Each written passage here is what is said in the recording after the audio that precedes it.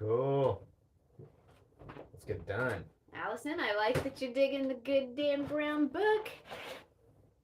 Sometimes it takes a second for it to like. We gotta start strong. Oh yeah. We haven't officially started yet. Oh, haven't you? I'm making sure that Okay. if anyone's in there that they can see us. We're real crooked. Let's see. Are we really good? Yeah. It's just different. It's quite zoomed out compared to what we normally do. Yeah. Oh gosh, yeah. Everyone cover your eyes. You don't seem that bad. It's your computer. It's kind of a problem.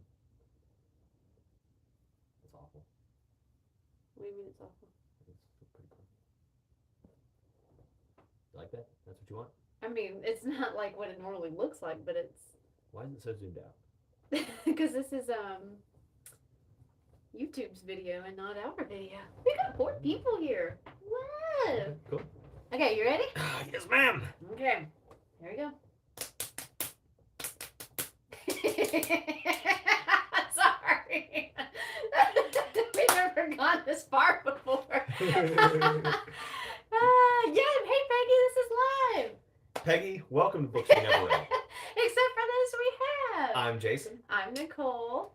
And this is our first live stream and our first actual video about Dan Brown's Deception Point. Yeah, so this is episode 21. We'll be covering Deception Point, chapters 1 through 42.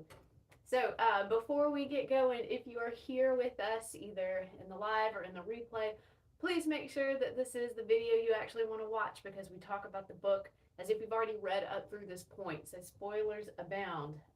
You can check out all of our other books.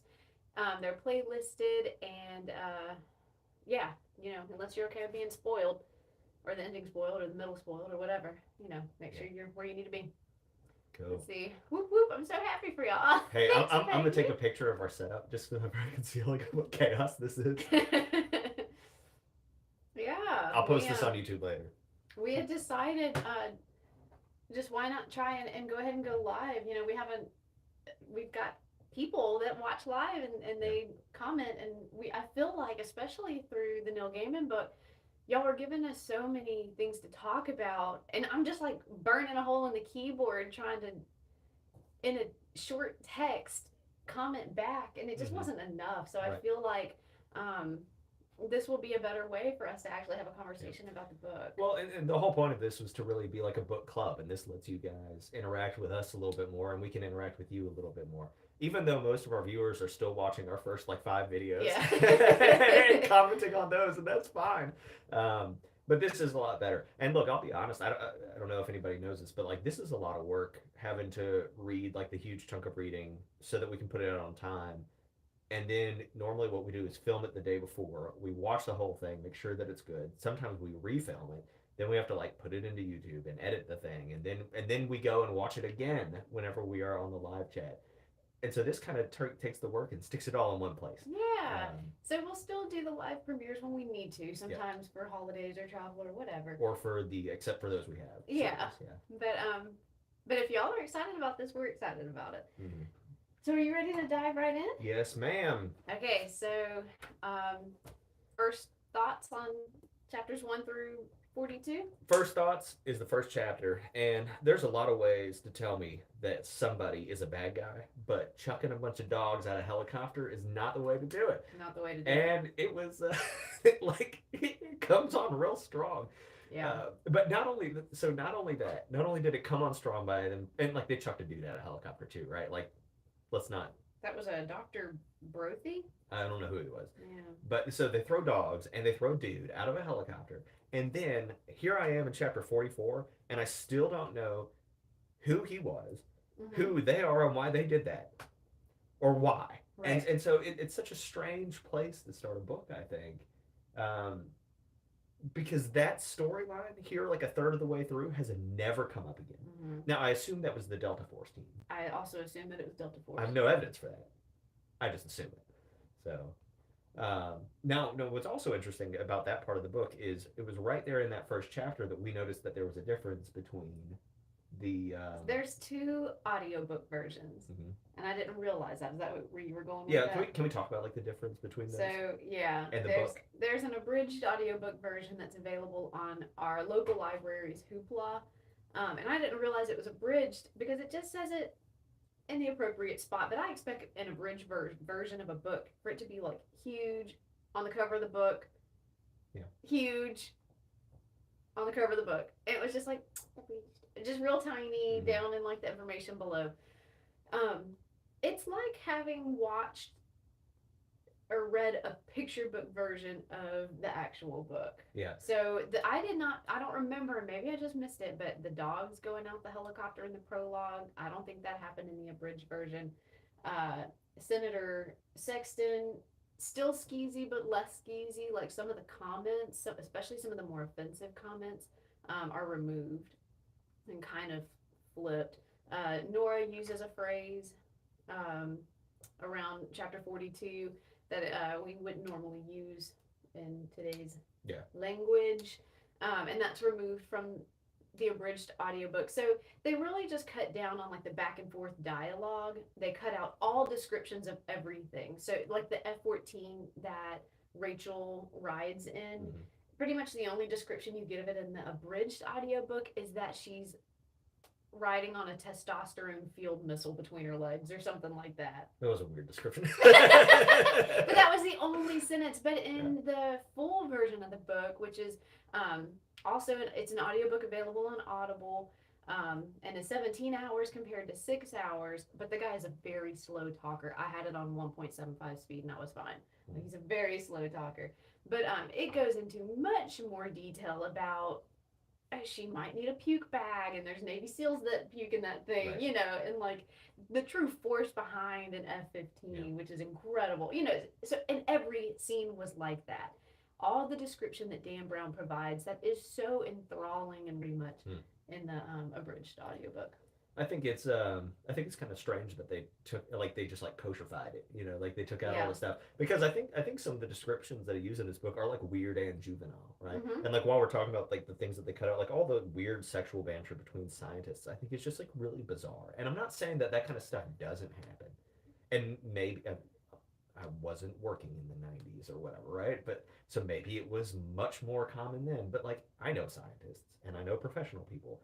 And people joke hard and people joke dark, but people don't joke like that sexually, like Corky and Nora's. That whole thing was just like so strange, and it was to me what a person thinks a cool scientist jokes like. Yeah. When you don't know any cool scientists, and the oceanographer is much more in line with my experiences with like professionals, right? And I'm not saying that kind of stuff doesn't happen, but like doing it in front of everybody, and especially in front of strangers. People aren't dumb. Right, you don't if you're going to say something weird to somebody, that's fine. Yeah. Do your thing. You don't say it in front of strangers. So the characters are very exaggerated and very extreme. You know, the senator, you know, we tend to see politicians as being pretty sleazy, right? Like they're doing what they got to do. And that's not to say that there aren't good, honest politicians with values, you know. It's not to say that there's not those. There are some. We don't hear about them very much. But they made them just extra. Yeah. Well, they really rammed home the fact that he is not a good dude. I mean, like they're just like, take it. He's terrible. You know, Marjorie Trench. I mean, like the description, just straight up calling her just an ugly human, and just how, like, describing her like the administrative assistant from Monsters Inc. Like, it just made me very sad, but it's so extreme. Like, I don't know. There was many shocking descriptions where it kind of pulled me out of the book for a second. I was like, really?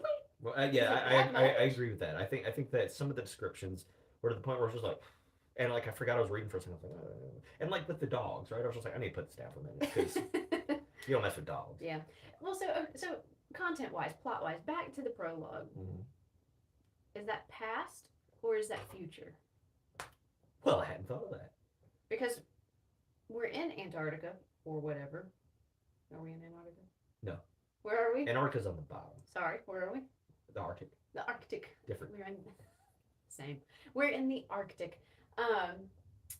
And they have not mentioned, you know, we haven't heard communique back from Dr. Brophy in, you know, 2 weeks, so we're kind of struggling with that. Like no one has mentioned it. Yeah.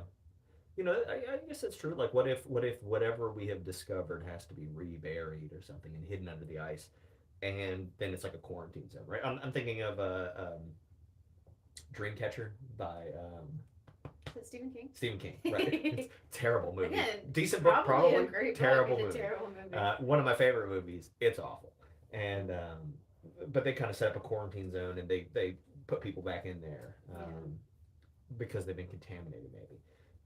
And so that's certainly possible. And I guess I'm thinking that because can we go ahead and talk about like the big mystery, I guess, and then we can like work our way around. Yeah, right? yeah, So like of course. we found these like colossal lice inside this asteroid, and then really where we're left. Meteor. That's fine. I saw the soul leave her eyes. So we have this thing that has crashed. It's got these lice, and then we find the plankton. We don't really know where the plankton came from, and so I guess what I'm thinking right now is that they do have this conversation about bugs are smaller on Earth because of the gravity, and I guess where I'm at, it's like maybe the plankton are the alien things, and that's how they got into the pool of water. Yeah, that's kind of what I was thinking upon reflection after reading it twice. Thrice, basically. But like, yeah, maybe the plankton also came from space. Do we have? Let's see. Yeah. You keep going. Hey, Peggy's saying that where we're at is closer to Santa. Oh, Peggy said the Arctic was warm when she visited, and then Allison says, "What different versions?" Then I've got to get the more gentle version. Continue. Yeah. Okay, so yeah, maybe they were the plankton are that. Okay, so Mike, the oceanographer doctor, also mentioned that plankton throw off that bioluminescence whenever there's something bigger coming after them to eat. Right. And so, Yeah. So my assumption there was that the bioluminescence was triggered by the dude falling in the water. And nothing more. But like if there is something bigger, yeah, that's a problem. Yeah, no, that's a good point. That it might have been Dr. Ming, which poor guy. In the abridged audiobook, it's just all it is he like just leans toward the water and then ding, and falls in. Yeah. And there's like much more. He's like, "This is Dr. Ming's discovery now." Well, I actually made a note about that. That says, here, let me scratch out my note. It says I go through. It says, anytime you're like want to make a selfish discovery, you just get like pulled into an ice hole. Yeah. Because like, I think I've watched enough movies and read enough books that I know that if ever I'm like, look, there's this weird animal in the backyard, I'm gonna get it and show Nicole before she even knows about it. I'm about to die. Right? Like, that's what's about to happen. You need to have a conversation about these things. Yeah, look, the buddy system, right? It exists for a reason. But so what you say about like the audiobook, it kind of makes sense to me. And this is a complaint that I had mentioned to you a few days ago, is that I feel like the exposition in this book takes forever. Dr. Ming falling in the ice hole took like a solid 25 minutes because he died in 30 minutes. He looks at the ice hole and he thinks about it, and then we go to Marjorie Trench on CNN for a few minutes, and we come back and he's crawling towards the ice hole and he's thinking about how awesome he's going to be, and then we go to the aftermath of the CNN thing, and then he falls in and he drowns for another 5. And it takes like it's an interesting problem, I think, of pacing that I don't really remember in the other Dan Brown books I've read. And maybe it's because this one is earlier, and so his style and his skill hasn't quite developed yet. But he does do that exposition in the other books, right? Like you think about Da Vinci Code, and you have Professor Langdon or whatever saying like, well, if you don't understand this Da Vinci painting, let me tell you, and he gives you the whole history of it. But like it's interesting, and you're getting there. And in this one, they say like, oh, you don't understand plankton? Let me explain to you the entire history of plankton.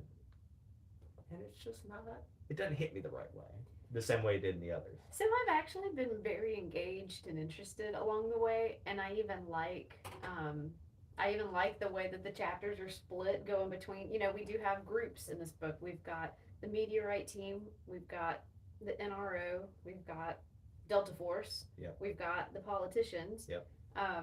And they each kind of have their own thing going on, and it's all happening at the same time. kind of. And so I think it's interesting the way he's splitting it up, and it really holds my attention, and I blast through it really fast. I guess my problem is, I don't know. When you're trying to understand symbology, like in the other books, right? And they're like, this is a symbol for the Grail, and like, have you noticed that like Jesus and Mary or whatever are like leaning away, and there's the bee, like I don't know, there's some interesting stuff, and then you can go look at it, and then there's like, oh look at that, right? Like you feel like you're kind of along for the ride, and you feel like you're finding clues. I don't feel that way about Plankton, and I don't feel that way about like whatever other nonsense they're talking about.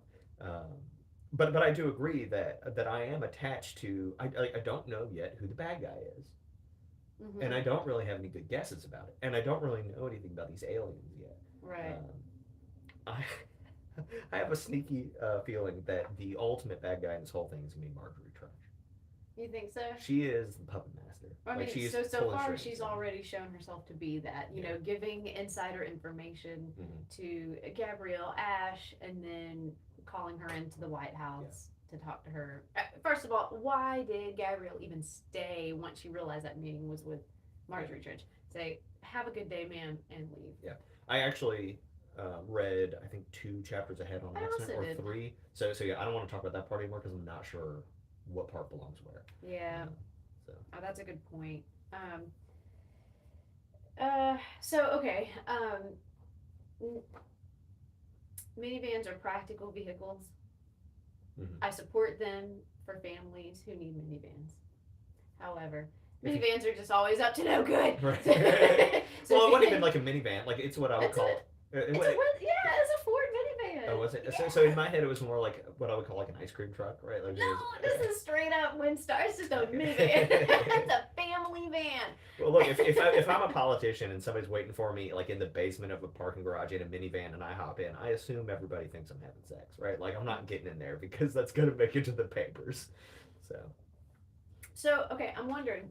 So the person in the minivan is related to whoever's funding his campaign. And so I'm wondering if there's a correlation there between the shadow funders, Delta Force, and possibly even the NRO. Yeah, there's definitely a possibility. And of course, like the big bad in the whole series is likely going to end up being the shadow government. Well, they're like the shadow corporations that are manipulating the government. Like that's the move, you know. But like somebody has to be the face of it, you know. There has to be an enemy, and it has to be a surprise enemy, and so it can't be the senator because we know he's terrible. And so that's no shocker. Right, that's no shocker. And so that's kind of why I think it might be Marjorie Trench, because I think the president is a decent enough man so far, so it wouldn't surprise me either if it became him. But I don't think it's really in character as of right now for them to just be like surprise him bad the whole time. You know? Yeah. Because he is trying to use this to save NASA, and he says he's a NASA fan. Peggy says this one is more like Steve Barry in that grouping way, not Dan Browning. I've not read anything by Steve Barry. Peggy, do you have any recommendations from something that he's written? But she is right. But also one of the other things that's real common in the later books is that, or in Dan Brown's later books, is especially in like the Langdon series, he is like the only main character that you follow. Right. And you don't really get things from other people's point of view unless they're like about to die. Yeah. You get like their death, and that's it. Yeah, there definitely is a narrator style, that's different in this one than his other ones. Okay, yeah, so I got some things that tickled me. The description of Administrator Pickering, the NRO administrator, Rachel's boss, the chapter started out with, to call him plain would be an understatement. I'm sorry, he doesn't sound plain to me at all. Right. Bald, hazel eyes. Oh. Sounds rather handsome. Sounds like Director Skinner. From the X-Files. That's who I was for Halloween. Yeah. Not at all plain. Well, so he's actually a really interesting character because he reminds me of some people I know that work in like government affairs that generally keep their business kind of quiet, where he's like both fatherly and demanding. And I've got some bosses like that, I think. Not like directly, but like down the line, Yeah. and you don't want to get called to their office, but they'll help you out if you're a quality asset. Right. So. And he is what makes me think that Delta is part of the NRO, because if he hasn't heard of it, it hasn't happened. Yeah. So I actually did some digging on Delta Force, and I know a lot of military people. You just do, and I don't know anybody who's ever been like special forces per se, right? Not publicly special forces, but one of the things he says is that Delta Force, they can like kill civilians and like do all this, and they can't be charged with crimes. I mean, that's not real. Yeah. I don't know why it says that, but as best I can tell, that is not real.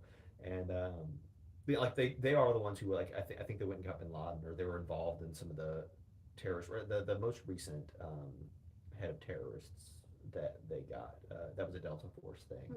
And so they are elite, and they do covert actions and stuff like that, but they're not like immune, right? Like you can't kill kids and it's cool. You can't chuck dogs and innocent people out of a helicopter. But I imagine it would be hard to prosecute them because they don't really exist in that capacity. Do I think they do it? Sure. It's hard to prove that they were there and did the things that you're accusing them of doing. Yeah. Allison says that Pickering is kind of like me. That's what I thought. Not plain at all. Plain as hell. But all told, I think he was a good character. And like I don't think he's a bad guy, but he could be, right? Like in making my list of who is my bad guy, because I don't know yet. I'm basically just throwing in anybody whose name we haven't been given so far.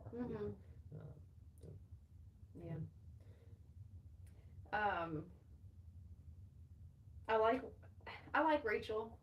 Sure. The description of her at the beginning really cracked me up. With her anchor woman hairstyle. I very much saw that. That was a very popular hairstyle in the 90s and early aughts. And I like all the stuff she says under her breath and how much she really regulates what comes out. She's real sassy. Yeah. Up here. Yeah. And she kind of holds it down. In her interview with the president to his staff in his office, I mean, she's really thrown on the spot with that, and just kind of rambles for a second. I'm sweating. Yeah, I felt for her there. She seems smart. All I see when I like imagine her in the movie that's going on in my head though is just her hair. I can't like see her face. I just see the haircut. I don't really see any of them. I guess I see Marjorie Trench, and I see the senator as who did I tell you I saw him as? Oh, Kevin. No. Kevin Spacey. There you go. Yeah, the one who played House of Cards. And he got in trouble. Yeah, he got in trouble. I mean, like all of that. Right? Yeah. All kind of right. And I see Dr. Mike, the oceanographer, as Brian Cox, who's a very popular astrophysicist, but he's the the good face of it. He's kind of the rock star astrophysicist. He's just pretty looking and can explain things well on camera. So I see him, and I already told you I see the admin from Monsters Inc. for Marjorie Trench. Yeah. Did you sign your paperwork? But like, so really we've read 44 chapters, and the mystery, like, and I don't think, hey, where did this meteor with these giant lice come from? Like, that's not a mystery, and that's like a scientific question, right? The mystery is really like who is involved with this Delta thing. It's a political mystery. Yes. And then there is a scientific mystery. As of right now, what's up with these plankton? Yeah. But I don't see the meteor itself as a mystery, I don't think. So Craig Fox says he sees Roger Sterling from Mad Men. That's a great one. Except I love him. Yeah, I really like him too. I really like him too. What's up, Greg? Yeah. Glad you're here. So I guess those are kind of the two things I'm following. Can I give you my favorite line? Because I do have a favorite line from the book. Yeah. It was one that I thought was very funny. It was, oh man. It was maybe the oceanographer scientist, but he said, men lie about sleeping with other women, but never about bioluminescent plankton. That was quirky. That was a really good line. Corky came on too strong at first, but he was just excited, and he's mellowed out a bit, and I like him. Yeah. Now he was the one who was like carrying a slice of the meteor in his pocket, right? And he's like, "Look at this!" and he just pulls it out. He's gonna have some rare form of cancer going on wherever he's stored that thing. We're getting a lot of things left out. So we have this omniscient narrator that can jump around and show us what other people see. We can see inside of Rachel's thoughts. We can see inside of Dr. Mike's thoughts. Not Trench, I don't think, but we do see her separately. Right. So it's kind of limited to a few people. But so when Delta was alerted that Rachel was showing up on the scene, a new player has entered the arena. Yeah. And he says, "Oh, okay, well, what's the deal with it?" And then he listened. Right. And we missed that whole conversation. Yeah. We don't know what's the deal. And then, let's see. There was another one. Oh, like in the prologue, when Dr. Brophy was told to send the communication out, why send that message? Well, what was the message? Why are we being left out? Yeah. So we complained about this in another book. Oh, in 7 Deaths of Evelyn Hardcastle. Throughout the whole book, we were able to see everything. Until towards the end, it was like, and then it was unfolded afterwards. Right. And it felt cheap. It felt like we were cheating. Well, but that's why I suspect that the person they're talking to, like whatever information they were given, we would be able to instantly know who they were, right? And so it is kept a secret from us because we'd be like, oh, that's Marjorie, or that's Cedric, or whoever. But there can still be so much intrigue and interest in watching how it unfolds. What's the famous?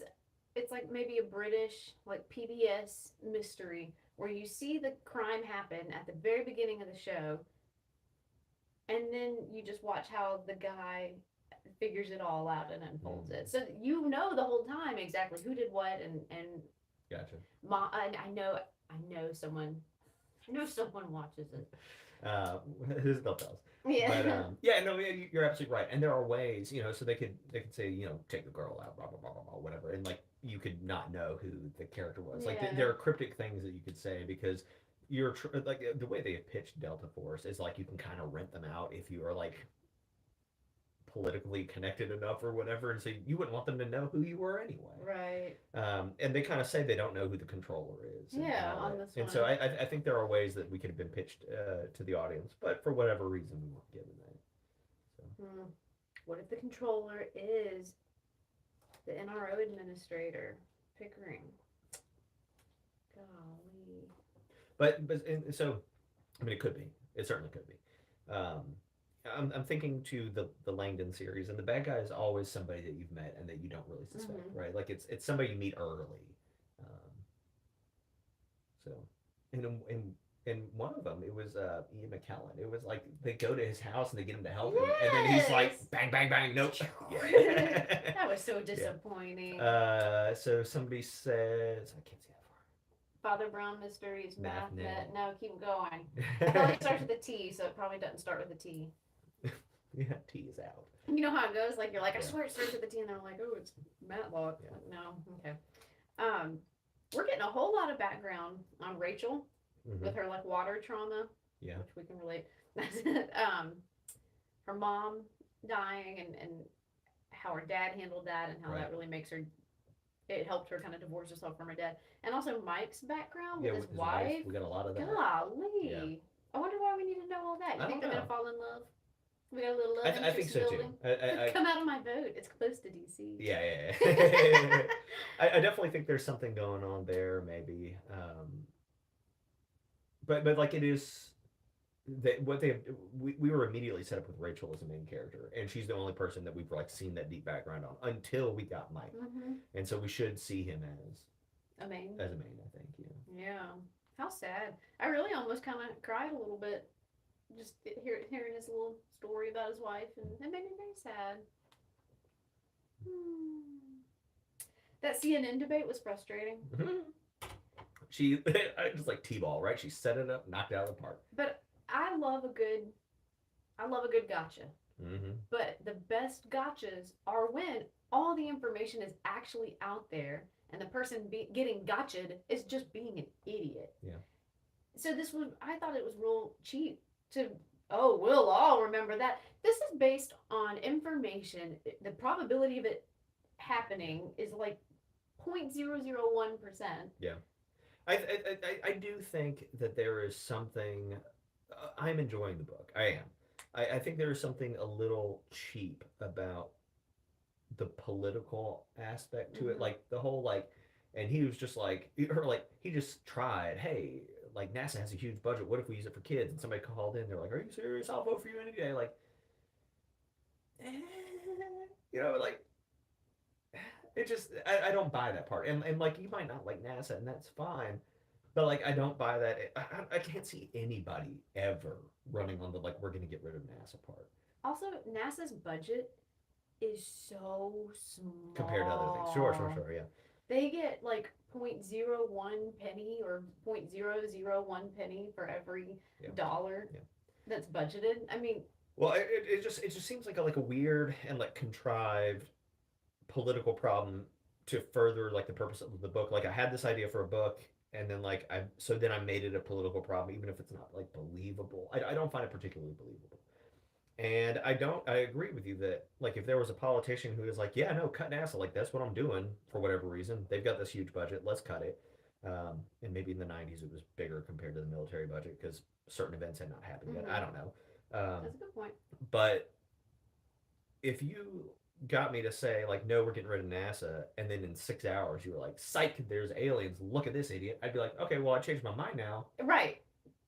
Didn't have that information, and y'all set me up. And I feel like everybody be like, yeah, that was weird and skeezy. Yeah. And so that's my other point with this. NASA's biggest aim is not to find extraterrestrial life. That is not their biggest goal. That's not what they spend all their money towards, and that's not why they put missions out into space. They're not looking for life. That's a secondary thing. They'll shoot some information out there just in case because, like, cool. And they should stop.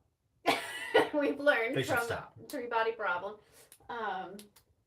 Check out our episodes on Three Body Problem. I vote to defund NASA for that reason only. No, but I mean it's already out there now, and every radio, true radio signal, it's just going on and on and on. I will vote for them if they find the black domain. But that's not NASA's purpose, sure. And that's not even their main goal. Well, and I think I feel like it's common knowledge that a lot of government spending, while it seems like sort of frivolous and unhelpful at the time, is stuff that the private sector ends up using later that they would never have invested in because there was no point. Microwaves are an example. Radio waves are an example. We get canned food because of like World War I, honestly. Mm-hmm. There's all kinds of like interesting things like that the government had to like figure out because they had a need for it, or just because nobody was looking at it. And then everybody's like, hey, we can use microwaves anywhere, Mm-hmm. But microwaves, like the microwave box was originally to heat food on long flights for the Air Force. And now we have them in every single house, Much to my dismay. I disapprove of microwaves. I seen you use it. I use it, but I don't like it. Seen it. All right, what else you got? Okay. We're about out of our time. Oh, are we? Golly, I had a lot to say. Okay, my last little thing.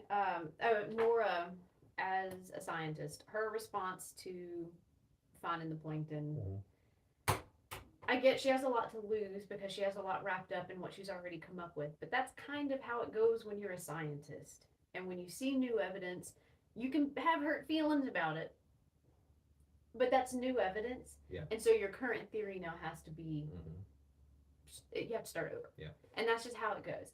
And so it was very frustrating for me that this concept that scientists come across, or they push something with the end in mind, right? Like that they must have this end result, because that's not how 99.99999% of scientists operate. Well, so what's really interesting is that is only, I think, a common thread in literature about alien science.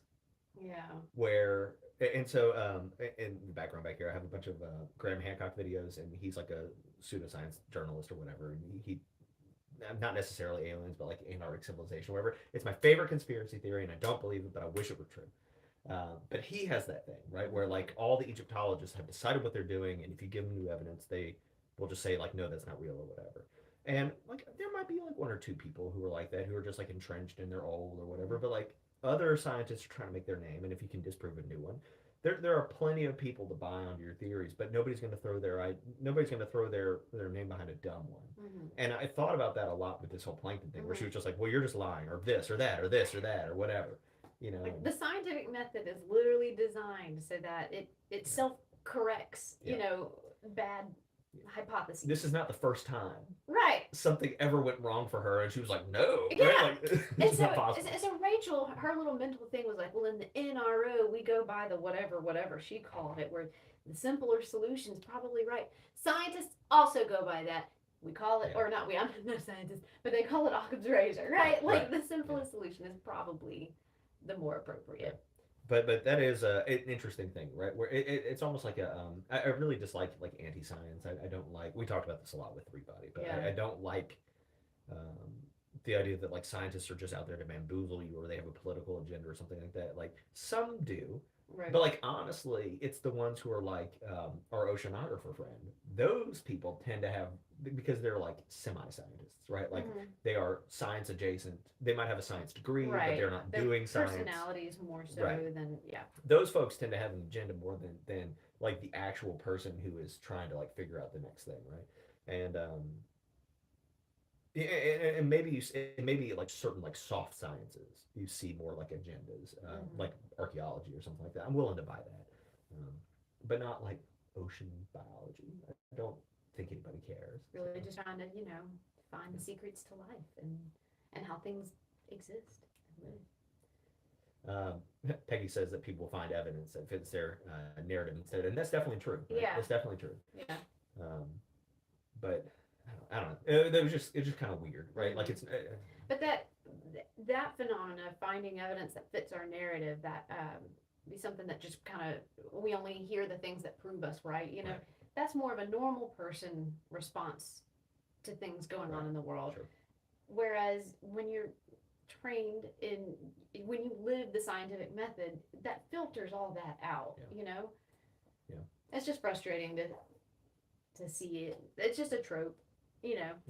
And I'm not saying it doesn't exist. Right. Like, I'm no, not of saying course that. it does. But like it's in all these science books, right? It's in all of them. I just don't think it's the case. Yeah. I just want to see science represented well. Yeah.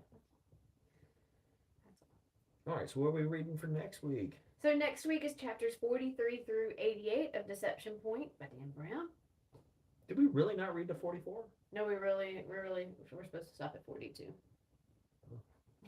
Not only did I read 2 chapters further than I thought, but I read 2 more chapters further than I thought. So let's see. It's the. Oh yeah. It's the same thing. Sorry, I thought there was a new comment.